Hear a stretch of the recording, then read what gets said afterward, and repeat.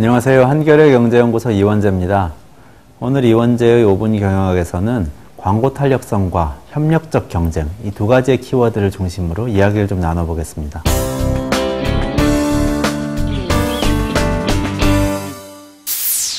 어고노믹스 디자인, 밸류 트렌드 세터, 이런 말 들어보셨습니까?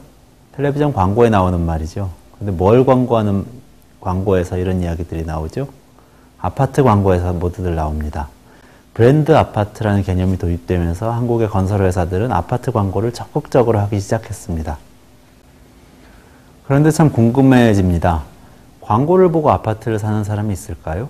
보통의 공산품은 광고를 보고 마음을 정해서 구매를 할 수가 있습니다. 그런데 아파트같이 거대한 물건을 그렇게 할 수가 있을까요? 만약에 그렇지가 않다면 이 건설회사들은 왜 그 많은 돈을 들여서 광고를 제작하고 광고를 내보내고 있는 것일까요? 그래서 저는 광고 탄력성이라는 개념을 한번 찾아봤습니다. 광고 탄력성은 1952년에 코펜하겐 비즈니스스쿨, 덴마크에 있는 학교죠. 여기에서 가르치던 경제학자인 아르네 라무센에 의해서 소개가 됐었습니다. 개념은 이렇습니다. 특정 제품에 대한 광고 지출이 변하는 데 따라서 매출액이 얼마나 변할 것인가, 이것을 나타내는 것이 바로 광고 탄력성입니다. 여러 연구에 따르면 미국 슈퍼마켓의 광고 탄력성은 대체로 매우 낮습니다. 0.1에서 0.3 수준인데요. 이것은 광고비 지출을 1% 늘릴 때 매출이 0.1%에서 0.3% 정도만 늘어난다는 뜻입니다. 그렇기 때문에 미국 슈퍼마켓들은 광고비에 많은 지출을 하지 않습니다. 미국 슈퍼마켓의 광고비 지출 비중은 매출액의 1에서 3% 정도밖에 지나지 않는다고 합니다. 편의점으로 가보면요, 광고 탄력성이 훨씬 낮아진다는 사실을 알 수가 있습니다. 광고를 보고 편의점을 찾아가지 않는다는 이야기죠. 왜냐하면 편의점은 보통 집 가까운 곳에 있기 때문에 그냥 집 가까운 곳을 갑니다. 집에서 먼 편의점이 광고에 등장한다고 해서 소비자가 먼 곳에 가기 위해서 길을 나서지는 않는다는 이야기입니다. 조사에 따라서 편의점의 광고 탄력성은 0이 나오기도 합니다. 그런데 산업에 따라서 이 광고 탄력성은 매우 높기도 합니다. 예를 들면 패션 산업은 광고 탄력성이 매우 높아서 광고 효과가 매우 큰 그런 산업으로 알려져 있습니다. 그렇기 때문에 이 청바지 업체의 경우에는 광고비 지출이 매출의 10에서 20%로 매우 높은 편입니다. 미국에서 광고 이야기를 할 때 절대로 빼놓을 수 없는 것이 바로 맥주입니다. 맥주 광고를 상당히 많이 하죠. 특히 슈퍼볼 중계 시간에 나오는 맥주 광고는 그 해에 가장 잘 만들어진 광고로 뽑힐 정도로 아주 유명한 경우가 많다고 합니다.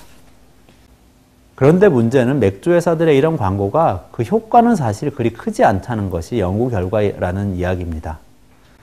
미국 맥주의 광고 탄력성을 조사하면 0.1에서 0.2 정도가 나온다고 하는데요.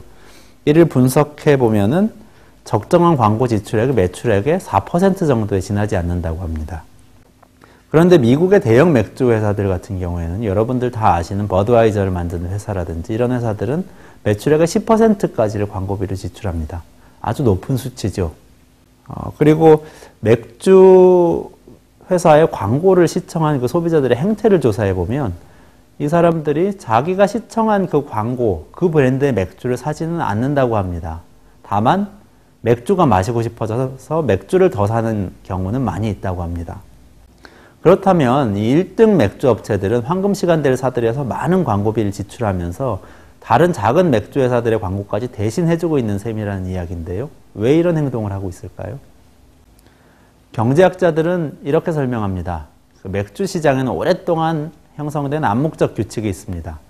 맥주 시장의 선도 업체들이 광고를 많이 해줌으로써 지금 맥주 시장에 진입해 있는 업체들의 경쟁력을 더 높여준다는 겁니다. 대신에 새로운 업체가 새로 이 맥주 시장에 진입하는 것은 어렵게 만든다는 겁니다. 그래서 이 맥주 시장 자체를 완전 경쟁 쪽으로 움직이지 않고 협력적 경쟁, 다시 말해서 경쟁이 좀 덜한 시장으로 만드는 그런 효과를 만들어내고 있다는 이야기입니다. 만약에 시장 선두주자들이 이런 노력을 하지 않으면요, 후발 업체들이 가격을 낮추면서 그 선두주자들을 따라잡기 위해서 노력을 하게 됩니다.